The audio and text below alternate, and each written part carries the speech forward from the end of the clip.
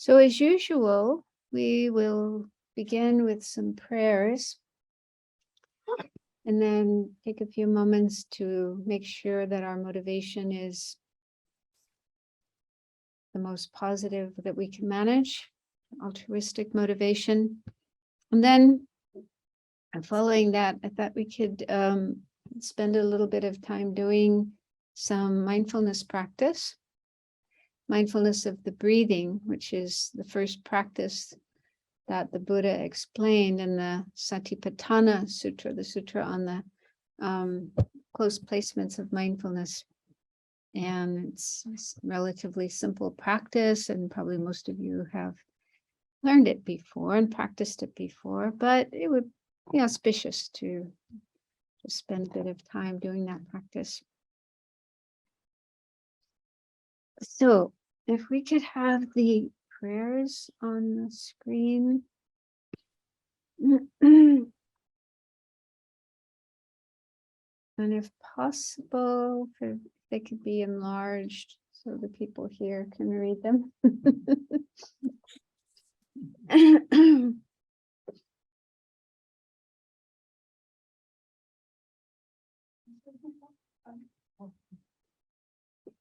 Can you enlarge the prayers?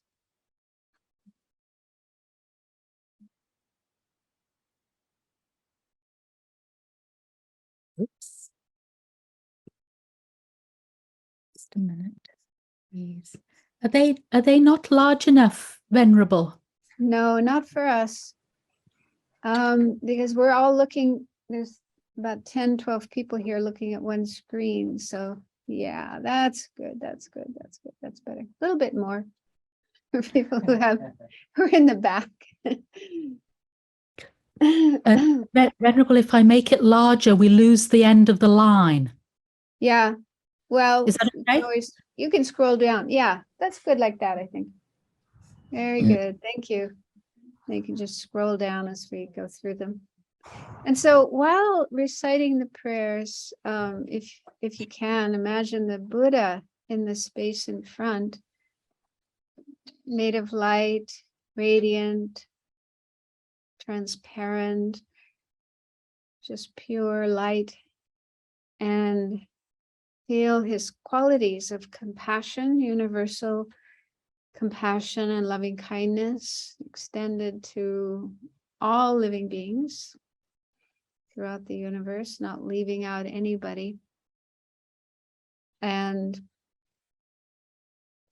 his wisdom, understanding how things exist without any fault, any mistake, any misconception, and being completely dedicated to helping each and every one of us, each and every living being, no matter how long it takes, until we have all reached that state of enlightenment as well. So this is the Buddha's promise, the responsibility that he took on, and he's doing it joyfully, lovingly caring for us and bringing us all to the state of enlightenment. So feel the Buddha is someone we can rely on, we can trust, we can turn to for guidance in our daily life with our problems, but most importantly, to be able to transcend our ordinary state and transform our minds into the state of enlightenment. And feel that we're doing this, we're taking refuge in the Buddha and following his guidance, not just for our own sake, but for the sake of all living beings, so that we can be of greater and greater benefit to each and every one of them, repay their kindness, help them be free of suffering, help them reach enlightenment as well.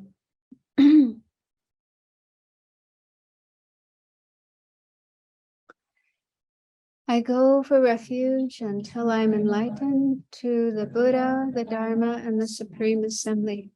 By my practice of giving and other perfections, may I become a Buddha to benefit all sentient beings.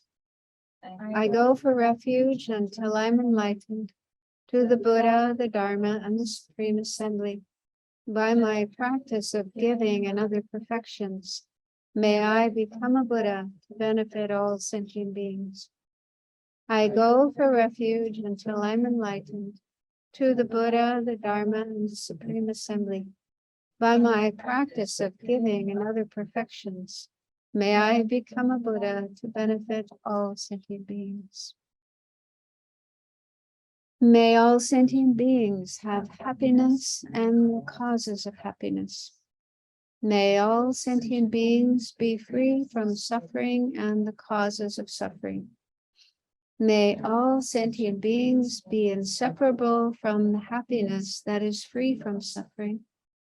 May all sentient beings abide in equanimity, free from attachment for friends and hatred for enemies. Reverently, I prostrate with my body, speech, and mind. I present clouds of every type of offering, actual and imagined. I declare all my negative actions accumulated since beginningless time. And rejoice in the merit of all holy and ordinary beings. These remain until the end of cyclic existence and turn the wheel of Dharma for living beings. I dedicate my own merits and those of all others to the great enlightenment. This ground, anointed with perfume, strewn with flowers, adorned with Mount Meru, 4 continents, the sun and the moon. I imagine this as a Buddha field and offer it. May all living beings enjoy this pure land. Idam Guru Ratna Mandalakam Niyatayam. So imagine light flowing from the Buddha into yourself. You can also imagine it going to every other living being. And we are filled with the light. It purifies all our negative karma and delusions, afflictions. So all suffering and the causes of suffering are purified. And the light also nourishes our positive potential, our potential to develop the same excellent qualities the Buddha has in his mind. So in this way, we move closer to that state of enlightenment. Taya ta om mone mone maha manaye soha. Taya ta om mone mone maha manaye soha. Taya ta om mone mone maha manaye soha. Taya ta om mone mone maha manaye soha. Taya mone mone maha manaye soha. Taya ta om mone mone maha manaye soha. Taya ta om mone mone maha manaye soha.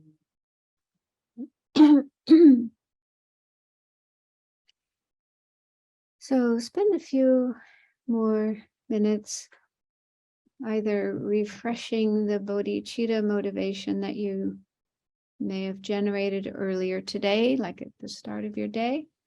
Or if you didn't do that, then do so now. Generate the aspiration to be of the greatest possible benefit to all living beings. And the best way of doing that is to develop our enlightened potential, our Buddha nature, and reach the state of enlightenment, no matter how long it takes, how much energy it takes to get there, we can at least start now and work in that direction, move in that direction with this sense of altruism. I want to be of benefit to all beings, relieve their suffering, and help them achieve genuine peace and happiness.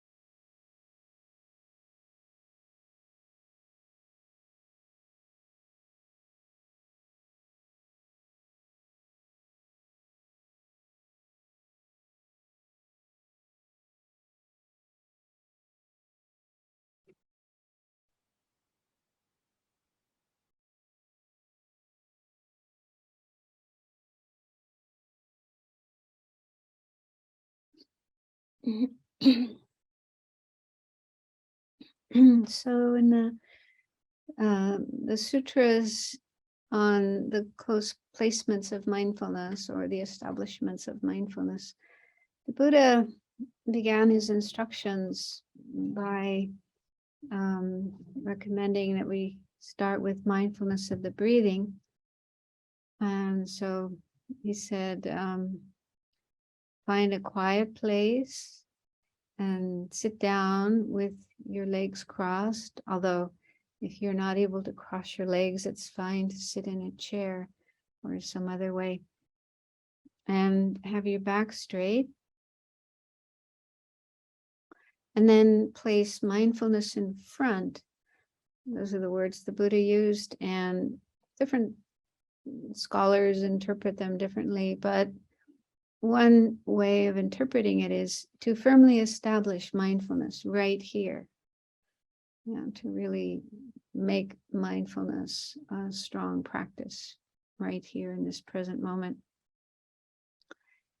And then the Buddha explains to mindfully breathe in and mindfully breathe out. So just allowing the breath to flow in and out in a natural way without controlling it. Just letting your body breathe. And then placing your mind, placing your attention on the breath.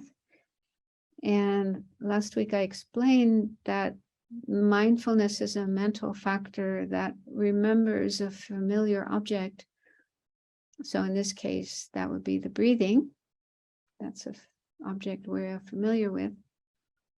And so mindfulness, having mindfulness of the breath means keeping our attention focused on the breath, or keeping the breath in mind without forgetting it, without losing it, without being distracted from it.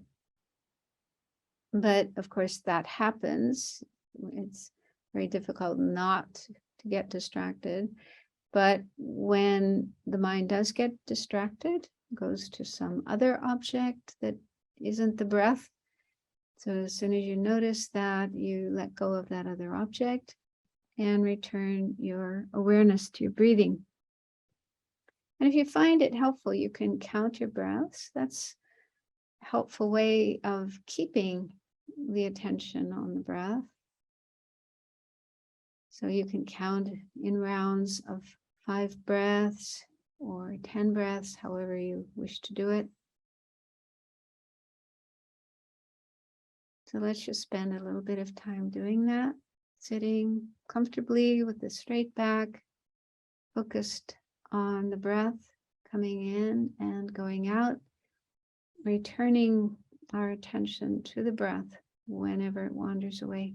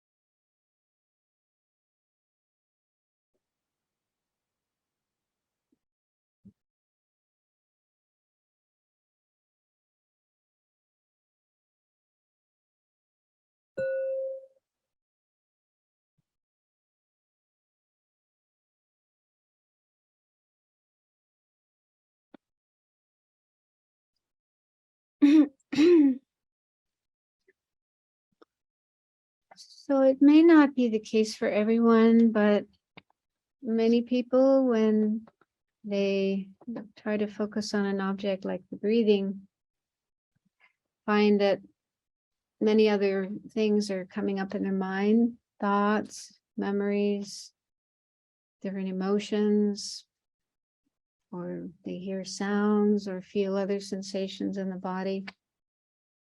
So this shouldn't be surprising. It's quite normal.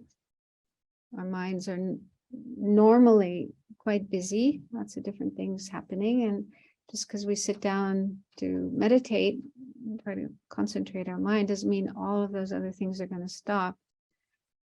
So the ideal way of dealing with them is to remember that they are just momentary, transitory, like bubbles or like clouds going through the sky, and not be bothered by them. Just you can notice that they're there, but then let them go and return to the object of meditation, like in this case, the breathing.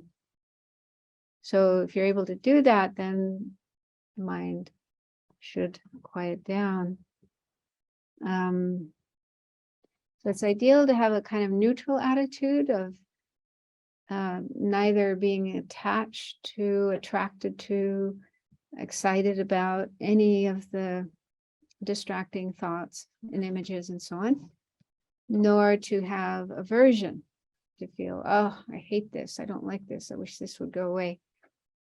So if we react in one of those two ways, attachment or aversion, then in a way we're giving more power to those distractions, and they'll stay longer in our mind. Whereas if we can have a neutral attitude, not attached, not averse, then there's a greater chance that they will just go away by themselves or subside. Sometimes it may happen that a particular thought or memory comes up, or an emotion that you feel is kind of important, like you may suddenly realize that you're angry at somebody. You hadn't realized that before. Or you're jealous of somebody, or you're attached to something. And so in a way, that's like a good thing to recognize that particular afflicted emotion is there in your mind, and it could be useful to explore that and find a remedy, find a way of dealing with that so that you can let it go and resolve it.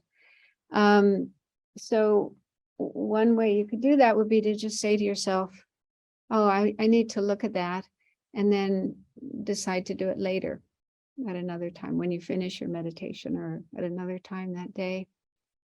So kind of put it aside temporarily, and then you can pick it up again later and work on it. But that doesn't always work. Sometimes it's so strong, you try to put it aside and it keeps coming back. So if that happens, then you can suspend your meditation on the breath, as we were just doing, and spend some time focusing on that particular thought, working on that, and finding some way of resolving it.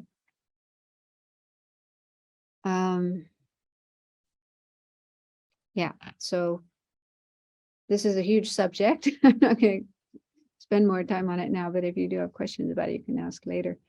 But often just being mindful, like especially of the breath, because mindfulness of the breath has the effect of bringing our mind to a more calm state. It really helps the mind to calm down. And so much of the time, that's what we will experience, a more calm and peaceful state. And then we just have to learn how to deal wisely and skillfully with the other thoughts or other commotion that comes up in the mind. Okay, so last week, that was our first class in this course. And what I did last week was just a brief overview of the ornament, the clear realizations, and the 8 chapters, the main subject matter of each chapter. And then I zeroed in on chapter 4. And then within chapter 4, the 173 aspects that are explained in chapter 4. And I didn't go through all 173, but explained that I'm going to focus in this course on just the 37 harmonies with enlightenment, which are included among the 173. And my understanding is that's what Lama Zopa Rinpoche wanted people to learn in this course. So we just briefly started looking at the 37, and I showed a chart of 7 groups. So there's 37 harmonies are divided into 7 groups. And the first group are the 4 close placements of mindfulness. These are sometimes translated as 4 establishments of mindfulness or 4 foundations of mindfulness. So different translators will choose different terms to translate these. But in our ornament materials, the term close placement is used. It's actually a literal translation of the Tibetan term. So maybe sometimes I'll just call it 4 mindfulnesses to make it easier. Otherwise, it's a lot of words. Just understand what I'm talking about if I use the term 4 mindfulnesses. And I explained too that I'm going to be using the book Following in the Buddha's Footsteps, volume 4 of the Library of Wisdom and Compassion by His Holiness the Dalai Lama and Thupten Chodron. That the last 3 chapters of that book have quite extensive explanation of the 37 harmonies, in particular the 4 close placements of mindfulness. And in that book, His Holiness the Dalai Lama says he feels these are really important practices to do, especially the 4 close placements of mindfulness, and really encourages us to practice them, because he says often in Tibetan Buddhism they are neglected. Not many people actually practice them, but he says they should be practiced. They're very important. So if you could have the slides for this week up on the screen.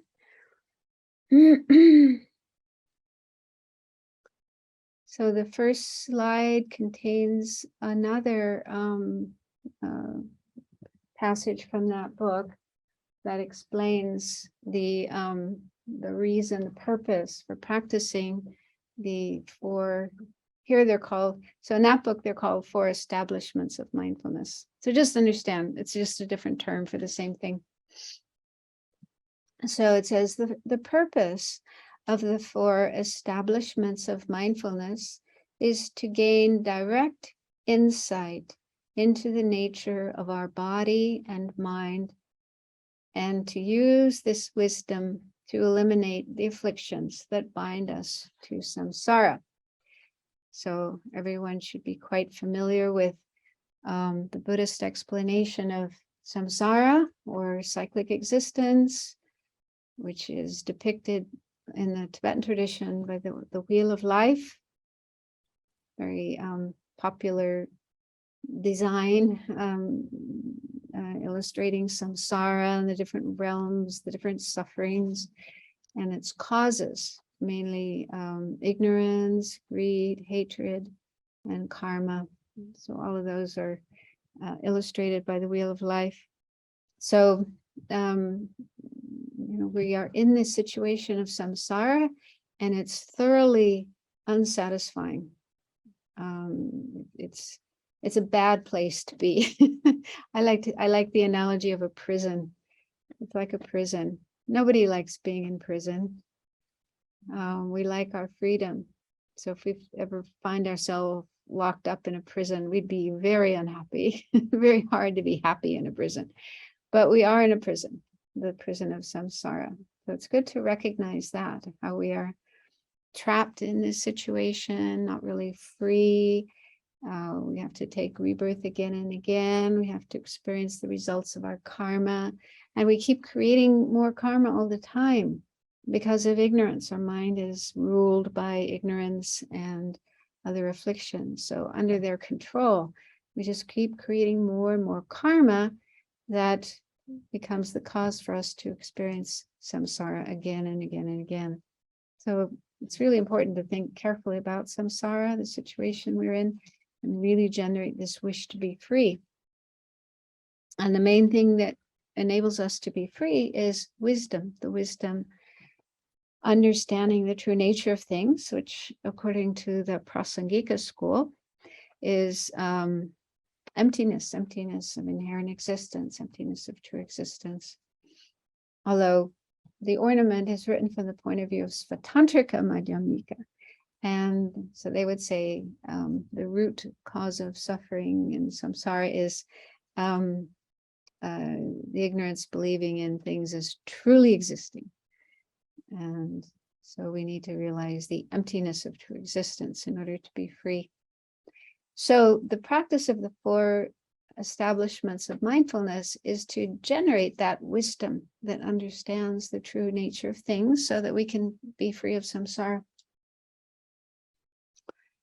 So that's just the first sentence. Then it goes on to say, through realizing the body and mind are impermanent and unsatisfactory, we want to generate the wisdom realizing emptiness that eradicates the ignorance that is the root of samsara. To gain this insight, sharp mindfulness and deep concentration are necessary. The 4 establishments of mindfulness accomplish this. Okay. The 4 are called establishments because they set up or establish mindfulness. They concern not only the object of mindfulness, but the way mindfulness of these 4 objects is established.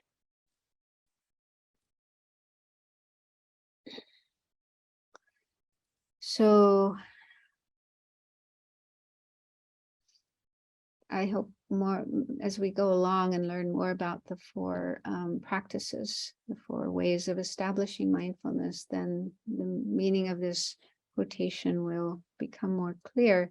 But it's good to understand that that's the real purpose, the ultimate purpose of these practices is to get ourselves free of samsara. But of course, those of us who are following the Mahayana tradition, aspiring for enlightenment, then our goal is not just freeing ourselves from samsara, but reaching full enlightenment Buddhahood so that we can help all other sentient beings be free of samsara. But we do have to free ourselves from the prison of samsara, because as long as we're stuck in that prison, then our ability to help others will be limited.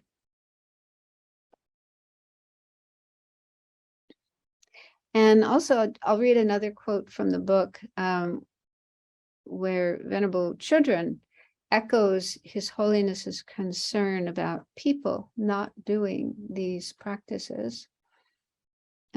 So what she says is, nowadays, most non-Tibetans receive teachings on the Lamrim, and after some contemplation of Lamrim topics, receive tantric empowerments, tantric initiations, and then make tantric sadhanas their daily practice. So that's definitely the case for me and many in my generation. I don't know about nowadays if that's still the case, but that's quite a common scenario that, you just get a little bit of teachings on the basic teachings, basic Lamrim, path to enlightenment, and very soon after that, and our teachers do encourage that. The Tibetan lamas, they do encourage that. When you start taking tantric initiations that carry commitments, daily commitments, and you spend much of your time in your daily practice doing these tantric sadhanas. After a while, so this is again Venerable Chödrön, she says, after a while, some people begin to feel that their practice isn't advancing. I believe one remedy to this is to spend more time contemplating Lamrim topics and meditating on the 4 establishments of mindfulness before entering Tantra. So that really is the ideal. The ideal is to have a very firm grounding in the basic teachings of the Buddha, such as, of course, the Lamrim, but also these four establishments of mindfulness, to get a really good understanding of what our body and mind are all about. What is the nature of our body and mind? And in particular, how they are impermanent, unsatisfactory, and without selfless. Okay, so the next slide. Last week I gave an explanation of mindfulness, how it's a mental factor, what its role is, what its function is, and how important it is in the practice of the 3 higher trainings. So there's another very important mental factor, both in the practice of the establishments of mindfulness, but also just in general in our daily life.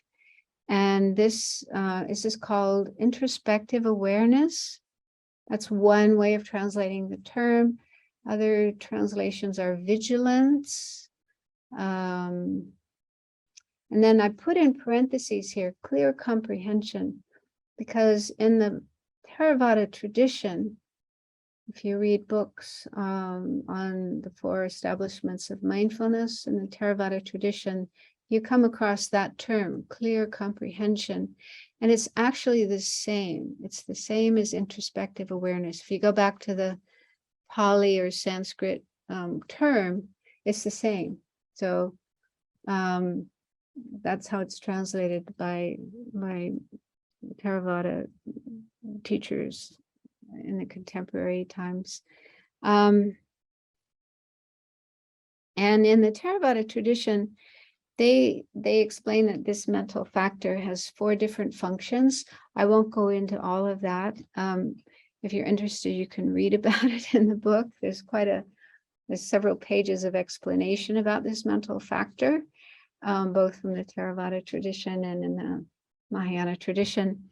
But I'd like to focus mainly on the way it's explained in our tradition by Asanga, according to Asanga, in his Compendium of Knowledge, Abhidharma Samuccaya.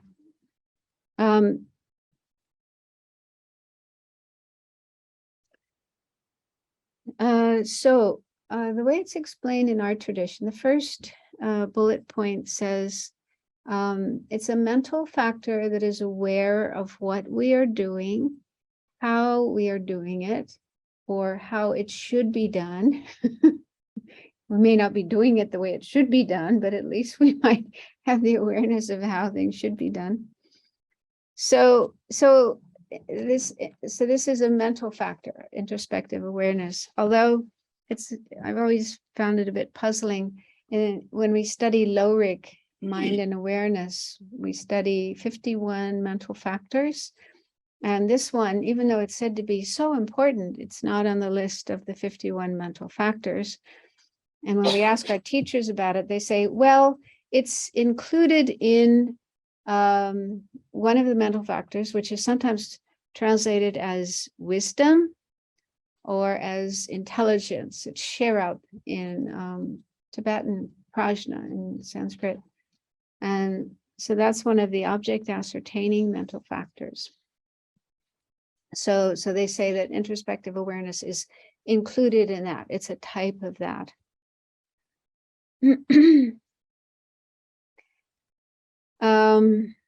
So this is just a general explanation, not really a definition, but an explanation of what introspective awareness is. And so it involves knowing, having awareness, having knowledge, knowing things. And in the book, Following the Buddha's Footsteps, it says that introspective awareness's knowing can range from clearly knowing simple occurrences, such as now I am moving my arm, to more complex and discriminative knowing, such as knowing the impermanent, transitory nature of feelings, or the arising of craving dependent on a sense faculty's contact with an object. So there's quite a range of objects that introspective awareness can be aware of. So in the beginning, when we're first starting to practice, it involves knowing, for example, what our body is doing, what our speech is doing, and ideally what our mind is doing in a gross way. But then with time, with more development, then it's able to know more complex objects. And if you've studied or at least read Shantideva's text, sometimes it's translated as Guide to the Bodhisattva's Way of Life, the Bodhicattva. So he devotes an entire chapter, chapter 5, to this mental factor. In Stephen Batchelor's translation, I think that chapter is called Guarding Alertness. So there it's translated as alertness. But yeah, that whole chapter is about this mental factor, how important it is to develop this mental factor, to guard our mind, to watch our mind. And what that means is looking out for the arisal of afflictive emotions like anger, attachment, and so on, and not letting our mind come under the control of these afflictive emotions. Otherwise, there's the danger that we act out those emotions, and then we may create negative karma, may break our vows, our precepts, and then end up creating more suffering for ourselves, including going to an unfortunate rebirth like hell. So it really emphasizes the importance of cultivating and practicing this mental factor. And then how do we do it? This is something I wondered at one point, reading and thinking about how important it is to have introspective awareness, but I didn't come across any information on how to develop this mental factor. However, it is said in the teachings on calm abiding, because this is a very important mental factor in the practice of calm abiding or serenity. It said that if we have mindfulness, if mindfulness is there, then introspective awareness will come. And this is the second bullet point. This is a quote from that book, Following Buddha's Footsteps. It says, by developing mindfulness, introspective awareness automatically follows. So that's how to develop introspective awareness, by developing more mindfulness. So I was thinking it's a bit like a sidekick. It's a sidekick of mindfulness. So when mindfulness is there, introspective awareness comes along too.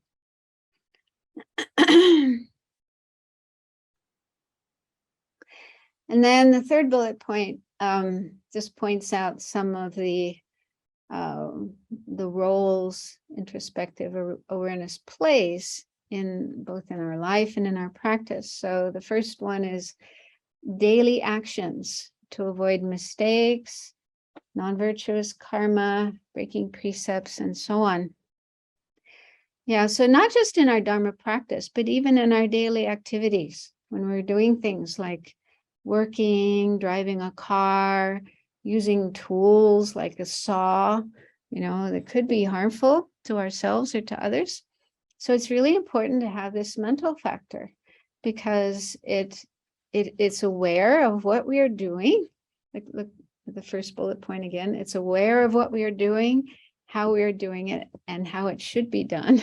So if if it's strong and active, then we're less likely to make mistakes. Otherwise, we can endanger both ourselves and others. So recently I came across a story of a woman who was badly injured. She was riding her bicycle, and she was obeying the traffic laws and she had a helmet and so on. But she was hit by a car, not just a car, but an SUV, a great big SUV. And she was hit so hard that she flew into the air, landed on top of the hood of this car. And she was looking right into the windshield.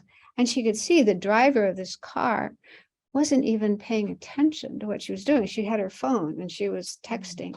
She didn't even notice that she had hit this cyclist and didn't even notice the cyclist was lying on top of her hood.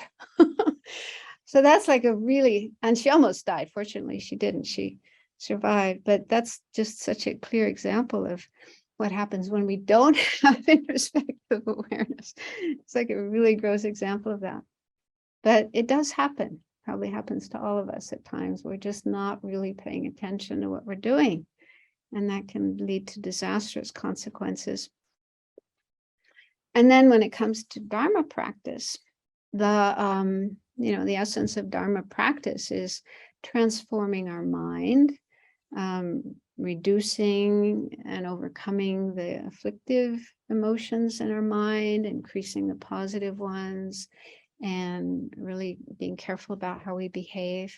So introspective awareness is needed to be able to watch the mind so that we can notice when afflictive emotions arise, when anger is coming up, or fear or jealousy, or any potentially harmful mental state is coming up, and then manage those instead of just going along with them, getting caught up with them, acting them out, and so on.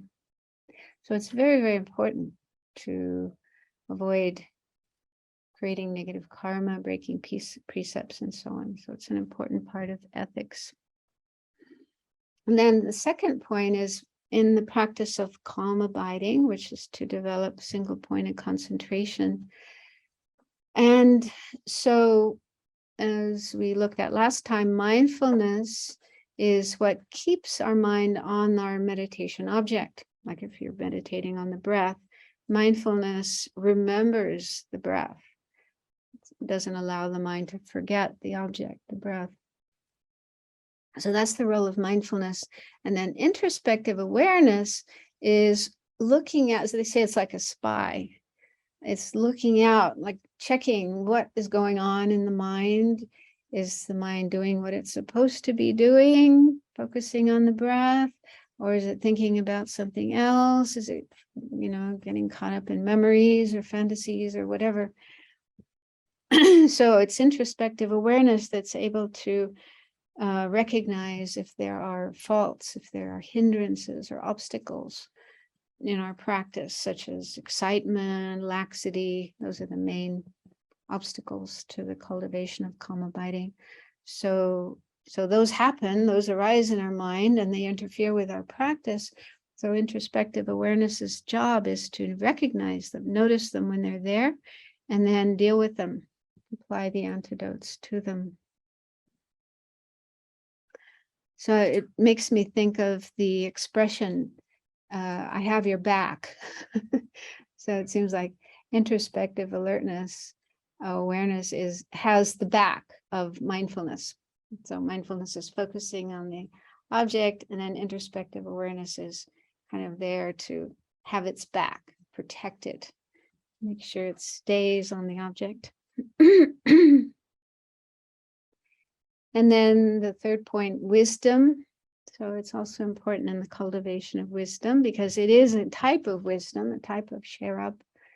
It understands its object correctly and leads to greater wisdom that understands the reality of things, the way things exist, such as how samsaric things are impermanent and unsatisfactory and empty of true existence. So it plays a very important role in the cultivation of wisdom, which is our main antidote, our main remedy to ignorance that keeps us in samsara.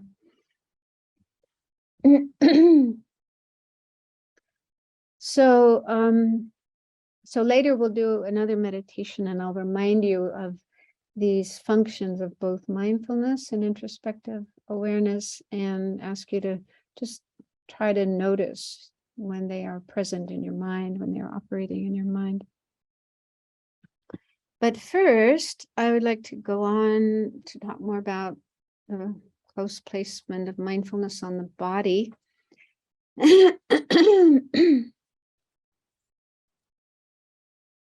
So at the end of last week's class, I just started explaining the 4 close placements of mindfulness or establishments of mindfulness according to the, the Sanskrit tradition, the Indian Tibetan tradition. And the last few slides I showed last time had a definition of a close placement of mindfulness and lists of the general and specific characteristics of the 4 objects, the body and so forth, that we're supposed to meditate on. I didn't really have time last week to go into detail with those, but we will return to them later. What I'd like to do is to first explain the way the close placements or establishments of mindfulness are taught and practiced in the Theravada tradition. Because to me, it seems that that tradition is more accessible and also there's more material, more books available on the Theravada tradition. And so I think it's a good foundation if we can have some knowledge and practice of the establishments of mindfulness, the way they're explained in the Theravada tradition, then I think it's a good foundation for going on to the Sanskrit tradition. There's a lot of overlap as well. It's not like totally different, but I just feel that the Sanskrit tradition is somewhat more advanced. So if we start by going through the Theravada tradition, it will help us understand better when we get to that one. And what I want to do in the class is not just talk about this, but also do some practice together, a little bit of practice in each class. So there's 4 objects that are practiced with regard to the close placements of mindfulness: the body, feelings, the mind, and phenomena. And so we'll go through these one by one, starting with the body. And the book, Following the Buddha's Footsteps, says that we are embodied beings, and much of our lives revolves around our bodies. I think it's good to spend some time thinking about your life and what you do in your life, how you spend your time, and try to get a sense of how much time we spend each day taking care of our body and its needs. And some of this is, direct actions we do to take care of our body, like, cleaning our body and preparing food and eating food and so on. So those are directly taking care of our body, or doing exercises to keep up our health. But then also indirectly, like if you have a job and you spend how many hours a day doing your job to have a salary, to be able to, afford the things that are needed for the body, like food and clothes and shelter and medicine and so on and so forth. So it's good to just look at that, how much time we spend directly or indirectly dealing with our body and the needs of our body. And then, of course, sleeping. That's also, we spend quite a bit of time doing that, just to take care of the needs of the body and of the mind. But anyway, our body is an important aspect of our life, and therefore the body is the first of the 4 objects that we examine in the close placements of mindfulness. Establishing mindfulness on the body brings a clear understanding of what the body is and what it means to have a body. So as we saw in the first slide tonight, the purpose of practicing the four close placements of mindfulness is to gain insight or wisdom into the true nature of things and overcome ignorance and misconceptions that keep us trapped in samsara. And in the Theravada tradition, they talk about three marks or three characteristics of things in samsara, like our body. And those three are impermanence, the changing, momentary nature of the body. And then the second is, sometimes it's translated as suffering, but maybe a better translation is unsatisfactoriness or dukkha in Pali and Sanskrit, second characteristic. And then selflessness, absence of a self. So putting mindfulness, practicing mindfulness on the body will enable us to gain insight into these, the impermanent and unsatisfactory and selfless nature of our body. So the way that the Buddha taught mindfulness of the body in the Pali sutras, and in fact, there's a number of different sutras in the Pali tradition in which the Buddha explained the four close placements of mindfulness, but there are these different ways of practicing mindfulness of the body. So this is just a list of the main ones. So it starts with breathing. So breathing is something that our body does, and it's a good place to start, I think, especially for us in the West, because our lives tend to be very busy.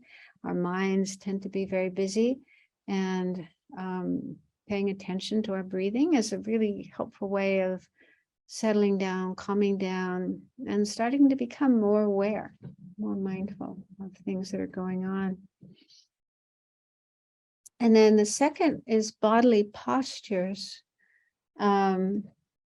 So in Buddhism, they talk about four postures or four positions of the body. There's walking, standing, sitting, and lying down. So all day long, our body is in one of those positions. And so we can practice mindfulness when we're in any of those four positions. I'm going to talk about more of these later. I'm just giving the overall outline now. And then the third is bodily activities. So, this refers to more complex activities that we might do, like chopping wood or cooking or eating or dancing or doing yoga or whatever. So, more complex things that we do with our body. So again, we can be practicing mindfulness in all those activities. And then the fourth is the parts of the body. So the Buddha talked about 32 parts of the body. There's more than that. I mean, we know, but those are the main ones that he pointed out. And this is a very powerful meditation to look at what our body is really made of. And it's a very helpful way of overcoming any fantasies we may have about our body being so wonderful and pure and attractive and so on. So it's a very helpful way of overcoming attachment, which is, again, one of the big factors that keeps us stuck in samsara and taking rebirth again and again in samsara. And then number 5, elements. So these are also parts of the body. This is like another way of understanding what our body is made of. It's an Asian tradition to talk about 4 elements. We say that all matter, not just our body, but all physical matter is made up of these 4 elements: earth, water, fire, and wind. So that's another way of understanding the body, looking at those 4 elements within the body. And then the last one, corpses. So there we contemplate how the body decomposes after death. So if you've read Shantideva or studied Shantideva, you should be familiar with that. He talks about that a lot in chapter 8. And you've probably heard too that at the Buddha's time, bodies were sometimes just placed out in the open. There were certain places, not really cemeteries, where the bodies were put under the ground and then grass and flowers on top. They're just laid out in the open. And sometimes animals like jackals and vultures and so on would come and tear them apart. And so monks would sometimes go there and meditate just to get a strong sense of, the impermanence of the body and how this is what's going to happen to all of us eventually. So it's said that this practice isn't necessarily for brand new meditators. Ideally, you have some experience in the previous forms of mindfulness before you do that one. And I think you also need to be quite emotionally mature and emotionally balanced. Otherwise, maybe your mind would end up being worse than before. So it's kind of similar in the Lamrim. We have meditations on death, and that's a good way of preparing ourselves to do that meditation. So this is just an outline, and I'll go through these one by one and explain how to do them. So the first one then, the first way of practicing close placement of mindfulness on the body is on the breathing. And that itself has, if we could see the next slide,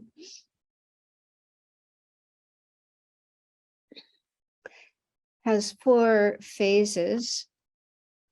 The first one is awareness of breathing in and out.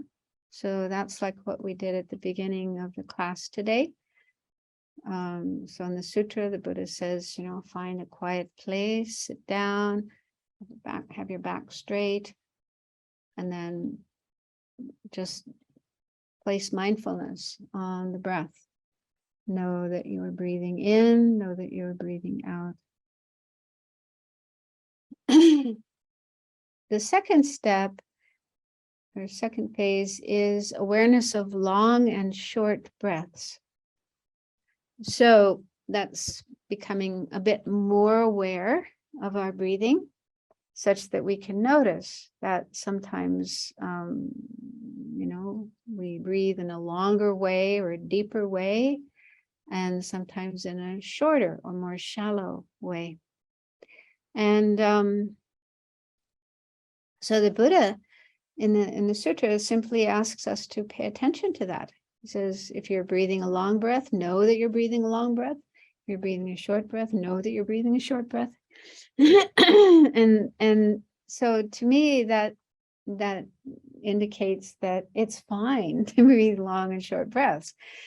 In case anybody thinks that every breath has to be the same, every breath has to be the same length, and there's something wrong if that isn't the case. So to me, it seems that the fact that the Buddha said, just know if the breath is long or it's short, means that that's normal. That's what will happen. And you shouldn't try to interfere with that or control that and make all your breaths exactly the same length.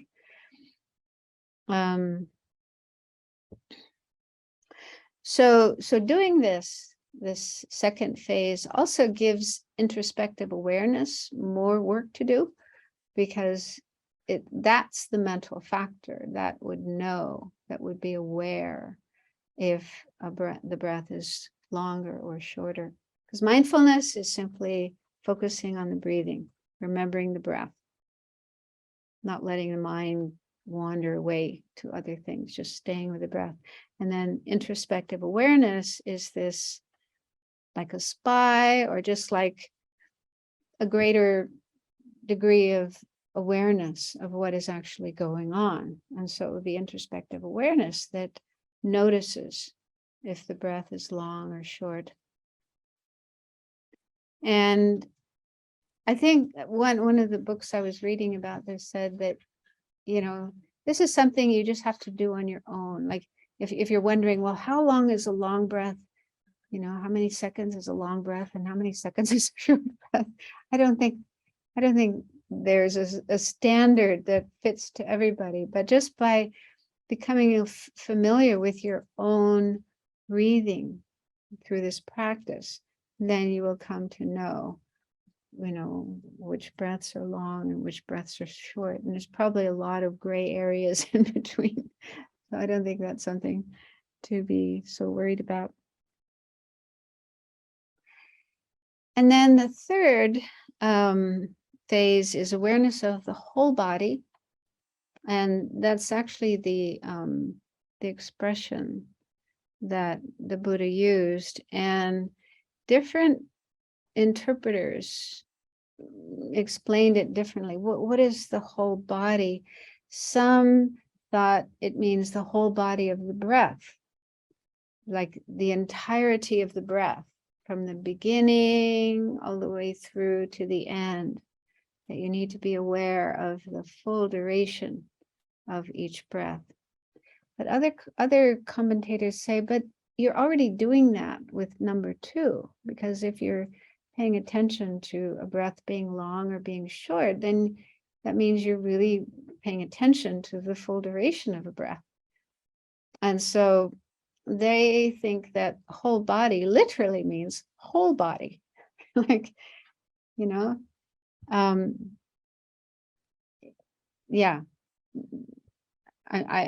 just this is just what I've read in various sutras or various commentaries. I'm not fully aware of all the permutations of that, but those who say whole body literally means whole body means that you're still paying attention to your breath.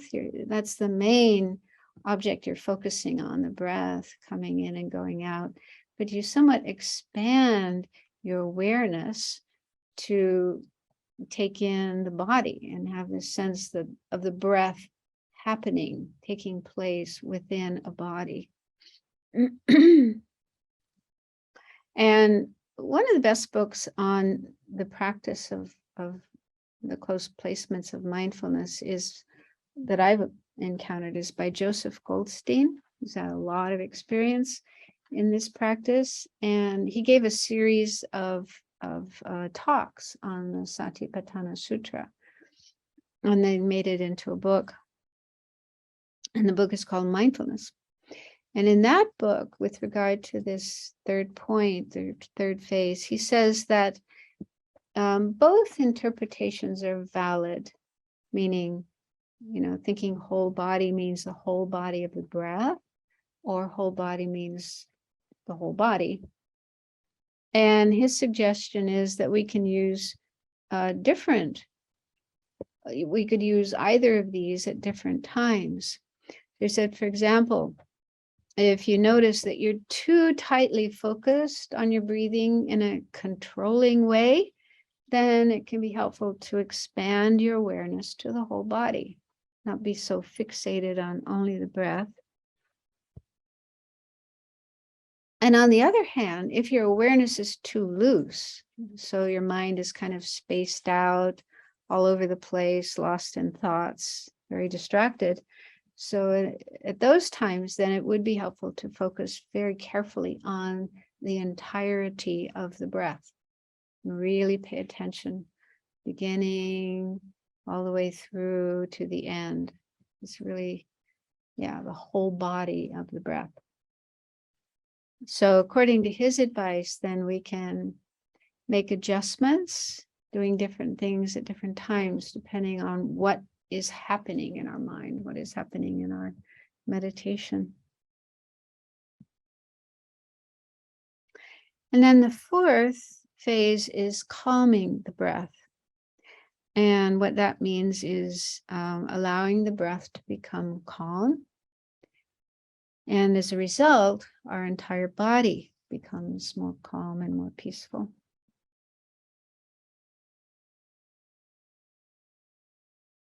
So let's do another short practice of mindfulness on the breath. And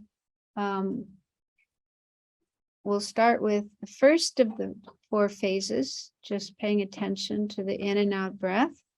And then after a few minutes, I'll ask you to bring in the second phase of noticing if the breath is long or short. And while doing this practice, see if you can notice or identify mindfulness and introspective awareness. And the way that we know that they're present is if our mind is on the breath, remembering the breath, not wandering elsewhere from the breath. So if that's happening, when that is happening, then that means mindfulness is present. And as we saw before, if mindfulness is present, introspective awareness will also be present. So introspective awareness is when our mind is able to notice whether we're on the breath or not, whether we're paying attention to the object of our meditation or it's gone elsewhere. So if it happens that our mind gets distracted away from the breath, we start thinking about something else or paying attention to a sound that we hear, and we lose the breath. And noticing that means introspective awareness, introspective alertness is operating. That is the mental factor that notices when some fault, some mistake has come up in our practice. So just, in a gentle way, try to be on the lookout for those two mental factors so that you understand them better and the role that they play.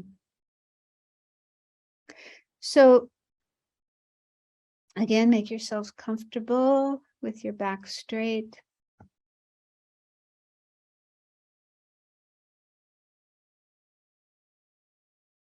And then put your awareness on your breathing. And do the best you can to stay focused on the breath. Bring the mind back to the breath whenever it wanders away.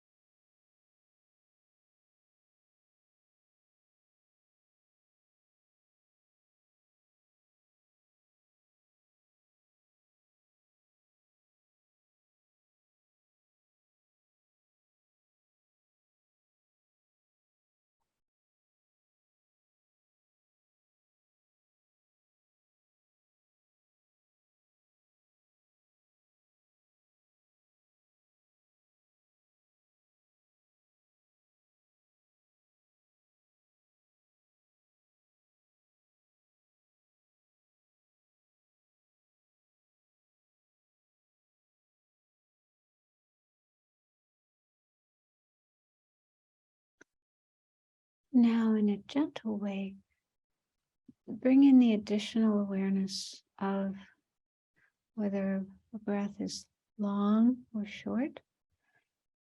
So I don't think this means you have to think consciously, this is a long breath, this is a short breath.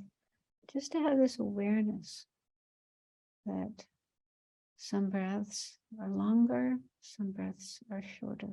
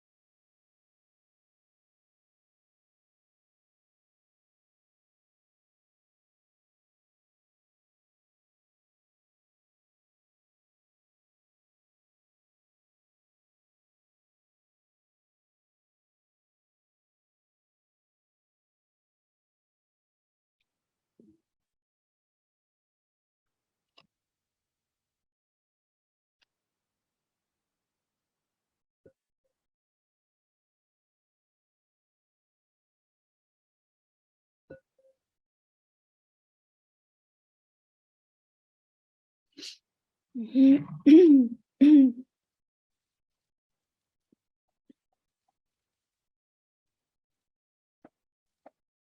I'd like to ask you as homework to do this practice on your own for maybe 10 minutes a day or more if you can, just to get more experience, more familiarity with it.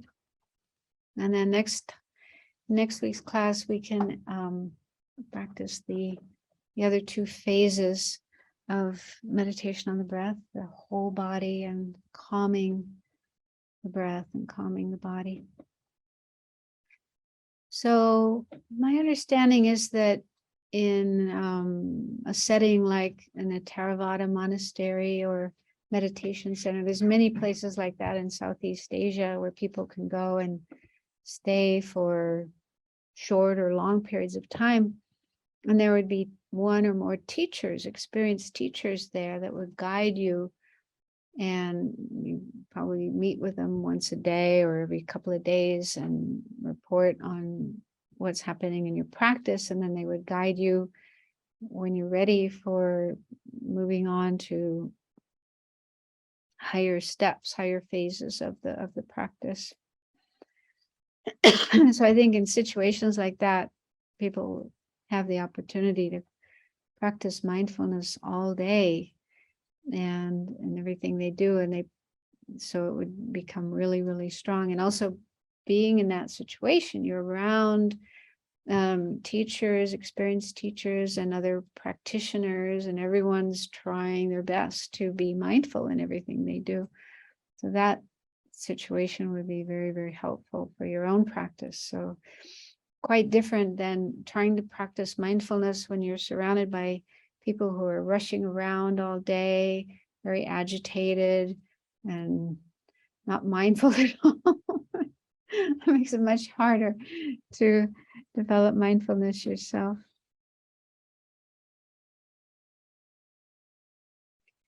So let's move on and look at the next practice of mindfulness of the body.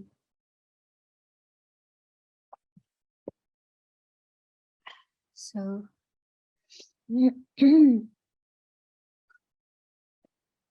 yeah, so the second one is mindfulness of postures. And this means being aware of what you are doing in the 4 types of bodily postures: sitting, standing, walking, and lying down. So in the sutra, what the Buddha said is, when walking, one knows I am walking. When standing, one knows I am standing. When sitting, one knows I am sitting. When lying down, one knows I am lying down.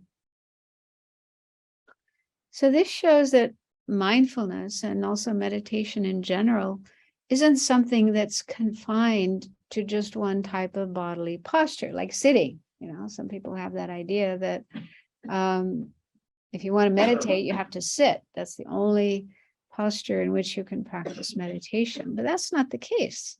You clearly pointed that out. And also, some people have a lot of pain when they sit.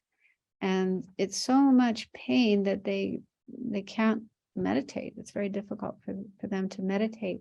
So it's good to know that they can find another posture that they can use for meditation. I once met a woman who said that the only posture where she didn't have unbearable pain was standing up. You know, so even lying down was painful, sitting was painful, but standing up was better. So she would do her meditation standing, and that's fine. So hopefully you're able to find at least some position in which you're able to focus your mind and meditate. And then walking meditation, some traditions, you know, have a whole practice of walking meditation, because most people can't sit that long. Yeah, be able to sit for an hour, more or less, but it's nice to have other postures in which you place your body and still practice meditation. And in Joseph Goldstein's book, he says, learning to practice mindfulness in different positions helps strengthen the continuity of our awareness. So it's not like we're very mindful when we're sitting and then we stand up and do something else and we totally lose our mindfulness. So it's really good to learn to have mindfulness in whatever position we're in. So if we're standing in the line at a supermarket or at the post office, instead of, you know, getting impatient, then you can practice mindfulness. So I just read some passages from His Holiness in following the Buddha's footsteps. He says, in brief, know what you are doing when you are doing it. Be aware of not only the body's movement, but also how it is moving. Quickly, slowly, gently, with agitation. Instead of letting the mind go here and there, following whatever thought enters it, be fully present with the body, not thinking about the past or the future. I mean, of course, sometimes we do. Sometimes we do have to think about the past and the future. It doesn't mean we should never think about those things. But when practicing mindfulness, then it's good to stay in the present on what we are doing in the present moment. And then he continues, mindfulness of the four postures brings awareness of body language, how we move through space, the way we greet others, the tone and volume of our voice. Just slowing down enough to be aware of each activity will calm the mind and stop the hurried and harried flurry in which many people live. As we become more habituated to observing our physical movements, they will become gentler, and how people react to us will change as well. Mindfulness brings awareness of interdependence, how our actions influence others and the environment, and how they in turn affect us. We become aware. Are we tossing trash in the garbage can or on the roadside?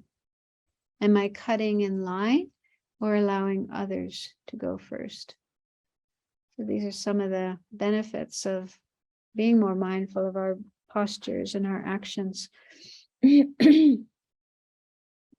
While this practice has a positive effect on our lives here and now, do not be satisfied with that. Remember, the real purpose of mindfulness practice is liberation from samsara, and persevere so that your practice goes in that direction. This is done by observing the three characteristics: impermanence, dukkha, or unsatisfactoriness, and no self in all actions. Of course, that's hard to do, but that's eventually what, where we want to go in our practice, is to have awareness of those three things. With mindfulness, dissect each activity into small physical elements or gestures and into tiny moments of action. Then use wisdom to investigate if there is a self in any of these components. Is there a real me who is willing them or doing them? Examine each situation carefully to avoid grasping I go. The action is produced by me. Observe each component of the action of going, from the intention to the movement, to the completion of the movement. Understand I am walking to be nothing more than the activities of the physical elements. There is no independent person instigating or doing this action. So this is just some examples of how we can bring an understanding of selflessness or emptiness into these activities and have greater awareness of the absence of a real, solid, concrete I who is walking, sitting, standing, and so on and so forth. And then he goes on to say that if the more mindfulness we can have during our activities, daily life activities, then the more mindfulness we will have when we're doing actual meditation. And that this can have benefits also in our life, like with eating, having mindfulness with eating, we'll be less likely to overeat or eat things that aren't really good for us. And we'll be able to avoid accidents and, of course, harmful non-virtuous actions. So anyway, there's much more in that book about the various benefits of this practice.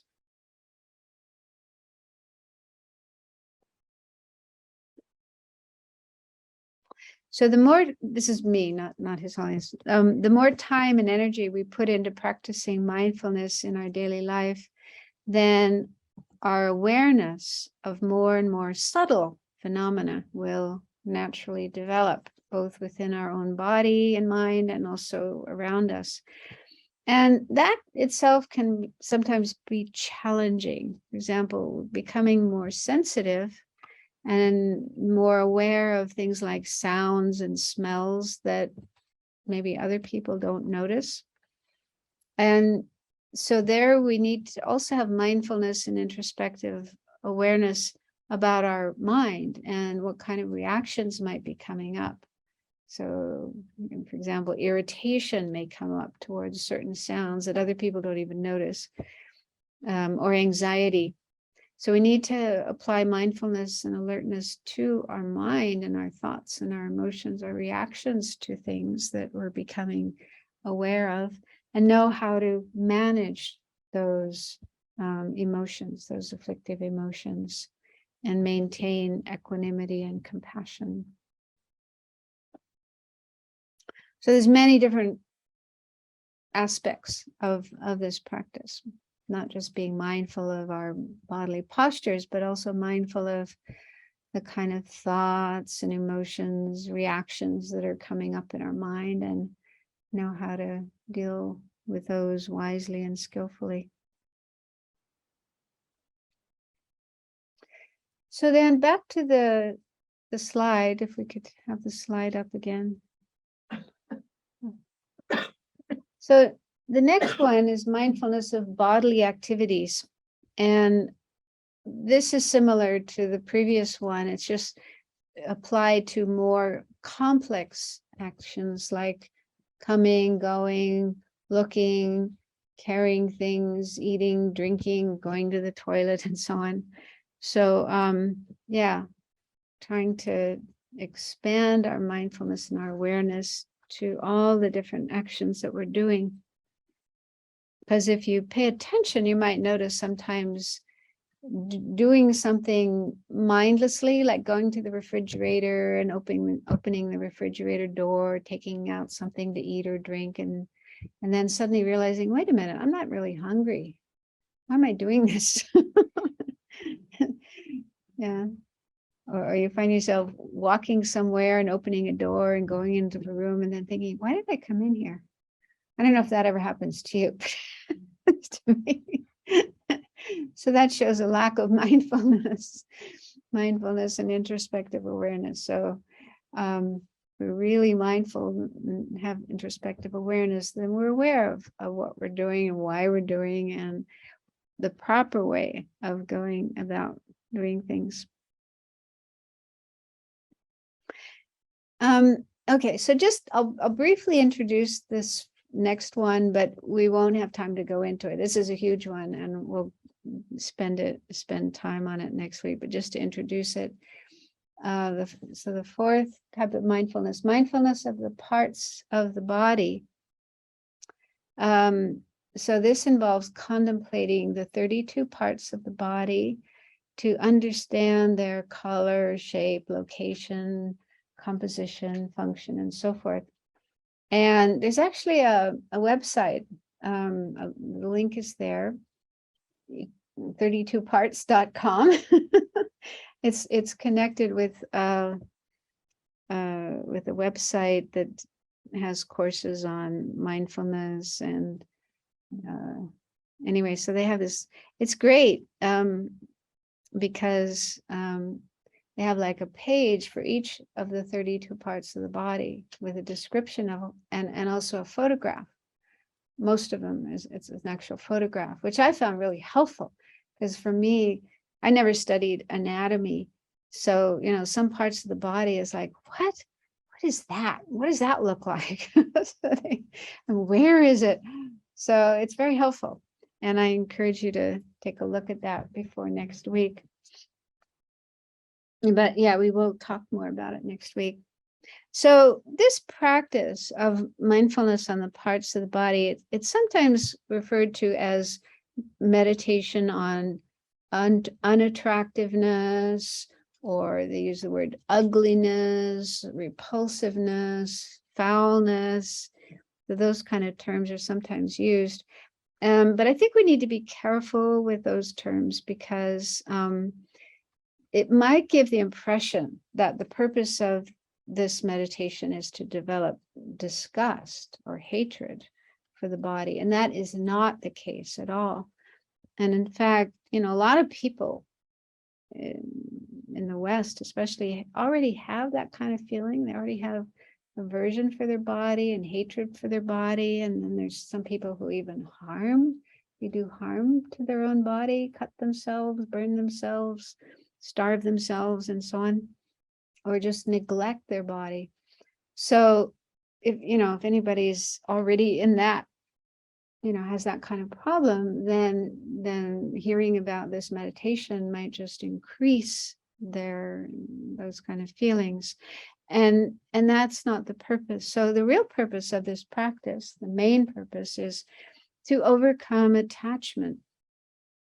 So, we have a lot of things that we're attached to, but attachment to the body is probably, for most people, the strongest attachment that we have. Attachment to our own bodies, and also attachment to the bodies of others. And that attachment, again, is something that keeps us stuck in samsara, cycling in samsara, going around and around the cycle of death and rebirth again and again. So just read a few. Yeah, I don't have time to do it all, but I'll read a bit more from the book. Foundation, Following Buddha's Footsteps, says, meditation on the parts of the body is found in all Buddhist traditions, and it has many purposes. By observing the body in a straightforward manner, we know the body for what it actually is on the conventional level, and realize that it is not something worthy of attachment. This lessens our attachment to the body, which eases mental and physical tension. So attachment to the body, if we watch it, if we carefully pay attention to that kind of attachment and see what consequences it has, we'll probably find it brings a lot of suffering, a lot of tension, stress. So this helps to decrease that. And it also sparks, this kind of meditation sparks aspiration for liberation.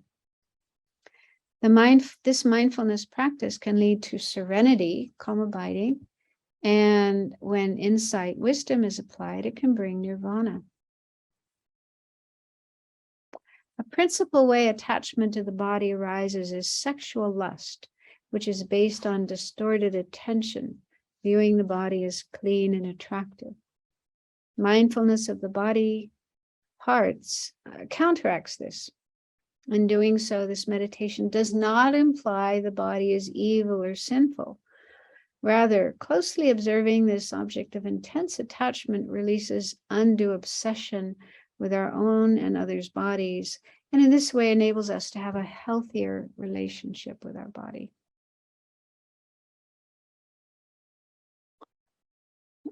So anyway, I just wanted to make it clear that, the purpose of this practice is not at all to cultivate or increase feelings of aversion, disgust, hatred, and so on towards our bodies or any bodies, but simply to see the body in a more realistic way, as just composed of these different parts.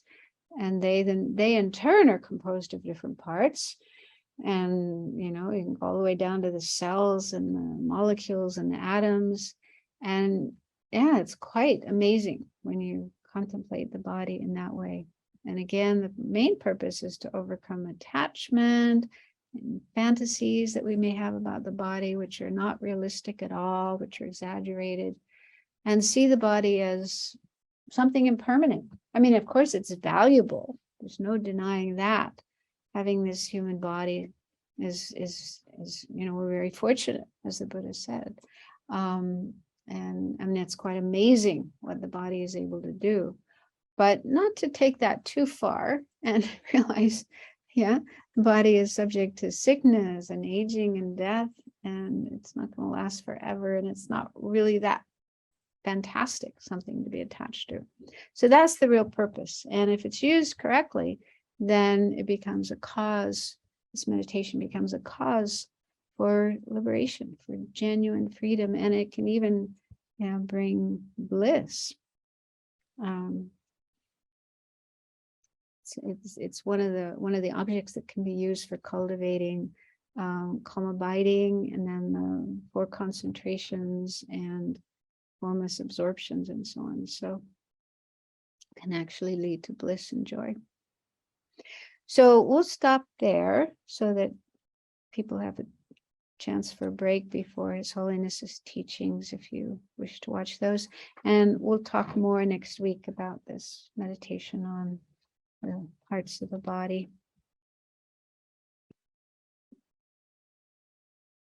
Sorry, I spend all the time talking. No time left for questions, but I'll try to make sure I do leave time for questions next week if anybody has them. So we'll stop here and we will dedicate the merit, the positive energy that we've created. If we could have the dedication prayers on the screen.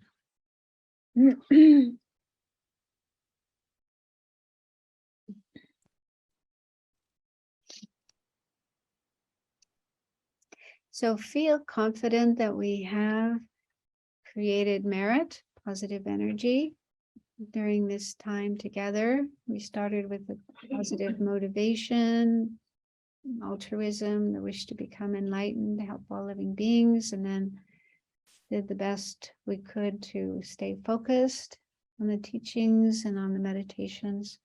So we did create merit, feel joyful, rejoicing in the merit we have created, and then feel the wish to share this merit with all other sentient beings, that it will become the cause for all of us to be free of suffering and its causes and achieve genuine peace and happiness in their causes. Due to the merits of these virtuous actions, may I quickly attain the state of a Guru Buddha and lead all living beings without exception into that enlightened state. May the supreme jewel bodhicitta that has not arisen rise and grow, and may that which has arisen not diminish, but increase more and more. Incomparably kind and supreme Tenzin Gyatso, the wish-fulfilling, wish-granting jewel, source of every benefit and happiness in this world, may you have a long life and all your holy wishes be spontaneously fulfilled. You who uphold the subduer's moral way, who serve as the bountiful bearer of all, sustaining, preserving, and spreading Manjunat's victorious doctrine, who masterfully accomplish magnificent prayers honoring the 3 jewels. Savior of myself and others, your disciples, please, please live long.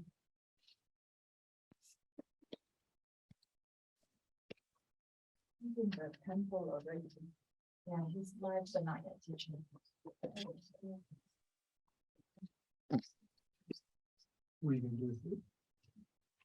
Thank you. Venerable, thank you so